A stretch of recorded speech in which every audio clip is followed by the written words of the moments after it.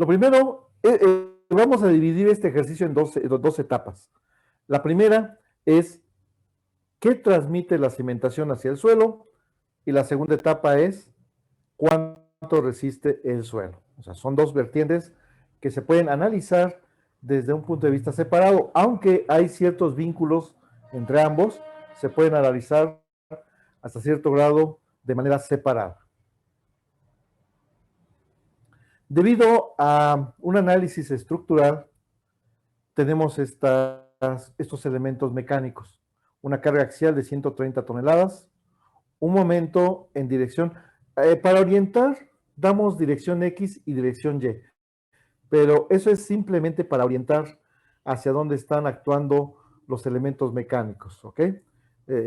Si alguien cambia quién es X y quién es Y, no afecta para nada en el resultado final del cálculo. Un momento en X de 24 toneladas metro y un momento en Y de 17 toneladas metro. Repito, esto salió de haber hecho un análisis de acciones hacia un elemento estructural. Puede ser tal vez una columna de un sistema de un marco bidimensional o tridimensional, ¿sí? De ahí sale. Puede ser que estos momentos sean por acciones accidentales, o sea, estoy combinando carga muerta más carga viva accidental, más, más la acción propia del sismo o del viento, ¿sí? Depende que esté diseñando. Y observen que tengo una cimentación que no es cuadrada, tiene dos dimensiones, B y L. ¿Cómo orientamos la base de la cimentación en función de los elementos mecánicos? Bueno, una regla básica que manejamos en estructuras es que en la dirección que está actuando el momento mayor, en esa dirección oriento mi cimentación. O sea, el lado mayor orientado donde está actuando el momento mayor. Si no hubiera momentos y solamente carga axial, y la carga axial coincide con el centro geométrico de la cimentación, yo podría proponer una zapata cuadrada. Pero no hay momentos, pero la carga axial no coincide con el centro geométrico, entonces veo hacia dónde está, hacia dónde tiende la excentricidad y oriento el lado largo con la excentricidad que exista. Ahora, si tengo dos excentricidades, es decir, que la carga axial no coincide con el centro geométrico tanto en X como en Y, donde está actuando la mayor excentricidad, en ese sentido oriento el lado mayor. ¿Ok? Si estuviera actuando un solo momento, bueno, entonces donde está actuando ese momento, uno, oriento el lado mayor. ¿Ok? Es una propuesta para trabajar. Muy bien. ¿Esto qué va a provocar? Que se presenten excentricidades. Una excentricidad en dirección X y una excentricidad en dirección Y. Haciendo los cálculos pertinentes, encuentro que en X vale 0.19 metros y en Y vale 0.13 metros. Esa es la excentricidad que se está presentando en ambas direcciones. ¿Esto qué va a provocar? A que el esfuerzo se concentre más en alguna zona de la cimentación. Del área de contacto de la cimentación, en algún lado se va a concentrar más esfuerzo. ¿Cómo determino en qué lado? ¿Hacia dónde? Bueno, veo cómo actúa el momento. Por ejemplo, el momento en X, así como está orientado, tiende a que esta zona sea la que está más cargada. Es decir, pierdo esta franja. Si veo el momento en Y, donde se concentra el esfuerzo es en esta zona. Entonces, ¿qué franja pierdo? Esta parte de atrás. ¿Cuánto vale lo que pierdo? 2 veces la excentricidad. Entonces, esa es el área efectiva en la cual va a estar actuando nuestra carga axial. Recordar que hay dos maneras de manejar esto. En estructuras lo manejamos con esfuerzo mayor y menor, o sea, generamos dos esfuerzos. En geotecnia estamos más acostumbrados a manejar el concepto área efectiva para trabajar con un solo esfuerzo, que es el que voy a comparar con la capacidad de carga admisible del suelo. Entonces, este es el concepto que manejamos más en geotecnia. Si lo analizamos, repito, en estructuras, tal vez si alguno de ustedes se va a ir, porque creo que se ve hasta 10º semestre. Es decir, se tiene que ir al área de estructuras para analizar el diseño propio estructural de una cimentación. Entonces ahí a lo mejor les van a manejar los términos de dos esfuerzos, uno mayor y uno menor, en la dirección que estén analizando. Por ahí una vez vi que sacan después un promedio. No sé qué tan válido sea eso, de sacar un promedio de esfuerzos, pero por ahí lo he visto. Lo que se maneja más es dos esfuerzos y con eso los comparo con la capacidad de carga del suelo.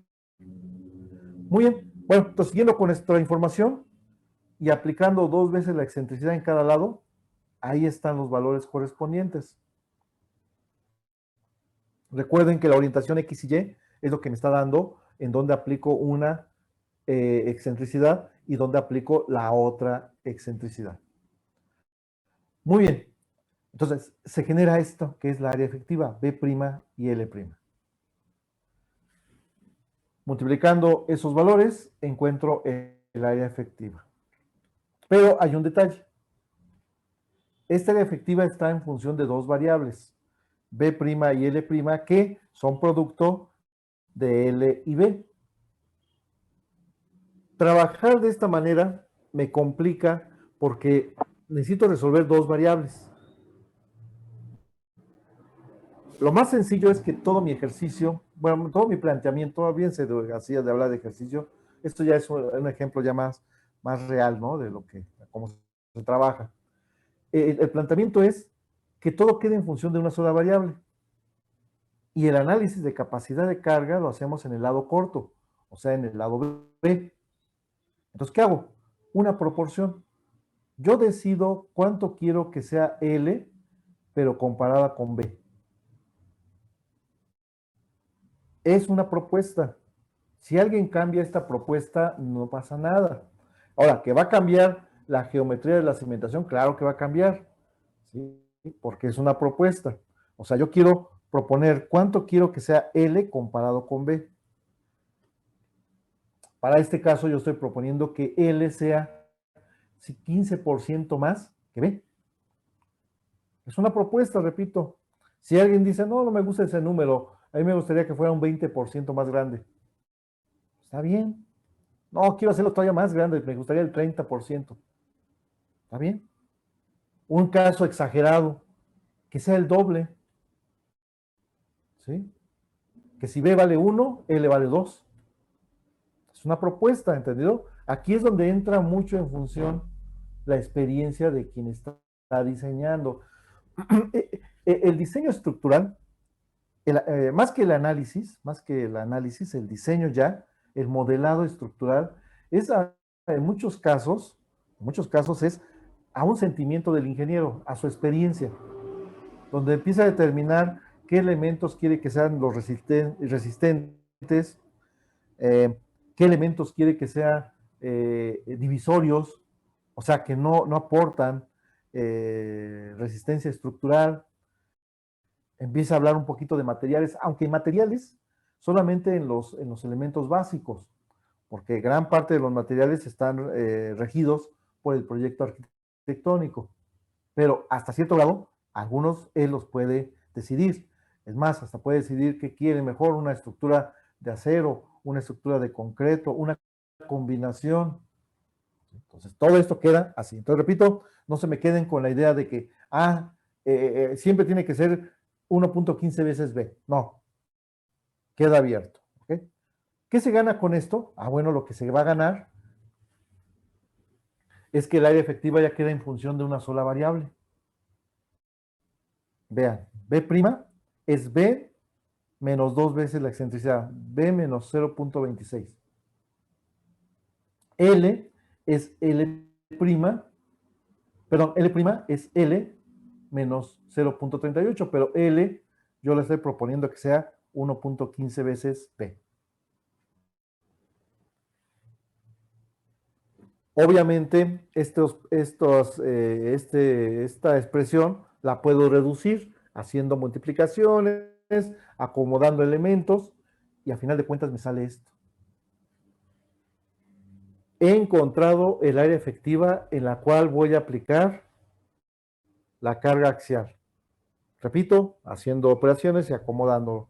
Ahorita ustedes recaben información, después tomen un tiempo para resolver ya más a detalle el ejercicio e ir viendo si llegan o no llegan a estos valores. Entonces ahora sí ya vertimos el concepto de esfuerzo que transmite la cimentación, es fuerza entre el área efectiva, y finalmente a lo que llego es a esta ecuación. Esa le voy a llamar la ecuación A. Ahora sí ya sé, claro, ya lo sé desde un punto de vista analítico, no como un valor, o sea, no como un número, pero desde un punto de vista analítico ya sé cuánto esfuerzo transmite la cimentación. Esa expresión me lo da. Esto es lo que debo de comparar con la capacidad de carga del suelo. Entonces, como ven, todo este planteamiento, en ningún momento hablé del suelo. ¿Sí? Eso son dos vertientes que se manejan por separado, ¿sí? En cuanto a su planteamiento, pero las dos están vinculadas, ¿ok? Cosas que acabamos de decir aquí, las voy a usar para capacidad de carga. Entonces, ya tengo la primera parte. Vamos a hacer como un borrón y cuenta nueva, olvídense de todo esto, y ahora nos vamos a ir directamente con el suelo. Para poder hacer esto, necesito información estratigráfica del suelo. En este caso tengo un relleno heterogéneo de un espesor de 1.15 metros, y luego sigue una capa muy grande de limo arenoso, que se evaluó en un espesor de 8.15 metros. Todo esto sale de haber hecho trabajo de campo, haber hecho exploración. En este caso, por las profundidades que están indicadas, debió haber sido un sondeo, tal vez un sondeo mixto, tal vez se combinó la prueba de penetración estándar, que me da ciertas información sobre resistencia del suelo, de una manera cualitativa, pero me da cierta información. Hay correlaciones con las cuales puedo sacar otras propiedades del suelo. Hay que tener un poco de cuidado con esas correlaciones porque están definidas para ciertas características, tanto del equipo de campo, o sea, con qué procedimiento y material hice el trabajo de campo, y de las condiciones propias del suelo. Entonces, hay que tomarlo con cierta reserva. Una de las propiedades que me interesan es el peso específico o peso volumétrico. En ese caso no se localizó el nivel de aguas freáticas, no me reporta nada del NAF, entonces tal cual sus pesos volumétricos. El que no haya nivel de aguas freáticas no quiere decir que el suelo está seco. No, no, puede estar húmedo. El detalle es de que esa agua no llena todos sus vacíos. ¿Sí? Palabra medio rara de vacíos, esos huecos que tiene. Muy bien. El relleno heterogéneo me complica mucho poderme cimentar en él. Por lo mismo que es heterogéneo, va a ser muy difícil que yo pueda determinar su resistencia y que esa resistencia sea continua en todo el sitio de estudio o el predio. Entonces mejor me voy al limo arenoso. Un detalle importante, y ahorita lo vamos a ver más adelante, estamos diseñando cimentaciones superficiales.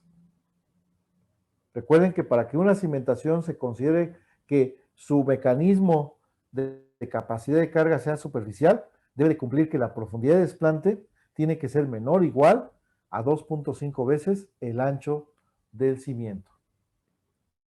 Entonces, eso no hay que perderlo de vista. Si hacemos todo nuestro análisis y no llegamos a esa condición, está mal hecho, ¿sí? Las teorías que estoy usando para determinar capacidad de carga no son las adecuadas, porque no se cumple esa condición. O sea, el mecanismo de falla ya es tan profundo que no se traslada hasta la superficie del terreno natural. Muy bien. Bueno, entonces el que me interesa es el limo arenoso. Entonces, se sacó una muestra inalterada y de ella se realizó la prueba triaxial. ¿Y con ella qué es lo que estoy obteniendo con la prueba triaxial? Bueno, lo que estoy obteniendo con la prueba triaxial son los parámetros de resistencia del suelo. ¿A qué le llamamos parámetros de resistencia del suelo? A la cohesión y al ángulo de fricción interna de él. Ahí tengo mis círculos de Moore, son los círculos de falla. Recuerden que los que dibujamos son los círculos de falla. ¿Sí? Tenemos una línea envolvente, que es esa línea recta inclinada. Es una línea aproximadamente tangente a todos ellos. En la línea de esfuerzos tangenciales obtengo la cohesión. Con la inclinación con respecto a un plano horizontal, obtengo el ángulo de fricción interna del suelo. Pues ya tengo ya sus parámetros. Algo importante, observar en qué unidades está trabajándose esta información. Esta gráfica fue hecha con esfuerzos normal y tangencial en kilogramos por centímetro cuadrado. Entonces hay que tener cuidado, mucho cuidado con las unidades. Cada una de estas pruebas, recordando, se ensaya la probeta y se le va transmitiendo esfuerzo desviador y se va midiendo la deformación de la probeta. Con eso se obtiene algo que se llama deformación unitaria. Y teniendo la deformación unitaria, puedo generar esta gráfica, donde tengo la deformación unitaria y tengo el esfuerzo desviador. Esto me va a ayudar bastante, porque se entiende el comportamiento del suelo conforme lo fui incrementando el esfuerzo, cómo se fue deformando. Esta es deformación unitaria, ¿ok? Es la deformación con respecto a su condición inicial expresada en porcentaje. Entonces veo el comportamiento, un inicio más o menos lineal, luego un cambio, se rompe el rango elástico y viene el rango elastoplástico y tal vez después viene una plastificación del suelo, hasta llegar a la falla. Observando el comportamiento de esta gráfica, yo puedo definir algo importante y es, el suelo tendrá falla general o falla local. ¿Cuándo un suelo tiene falla general? Cuando permite la dureza propia del suelo que se desarrolle todo el mecanismo de falla. O sea, tienen que ser suelos densos, duros. Si hay plastificaciones, ¿qué pasa? No se alcanza a desarrollar todo el mecanismo de falla.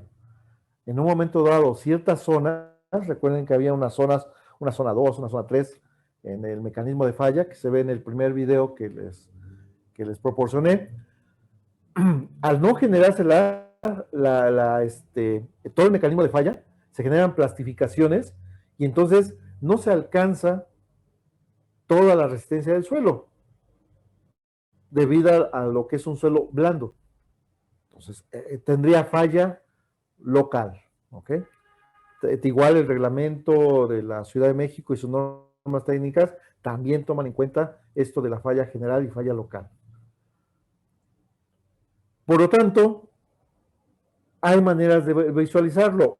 Una de ellas es con esta gráfica, esfuerzo contra deformación unitaria. Otra manera de verlo es con el límite líquido, comparado con su contenido de humedad natural del suelo. Si el contenido natural de agua del suelo es aproximadamente, no hay un valor exacto que les diga cuánto, pero aproximadamente igual o mayor, también es válido decir eso. La humedad del suelo puede ser mayor al límite líquido. ¿Sí? En ese momento es obvio pensar que el suelo tiene falla local. Si recuerdan la prueba de límites de consistencia, al ensayarlo en la copa de Casa Grande, es un material bastante plástico para que pueda hacerse la prueba. Entonces, tendría falla local. La otra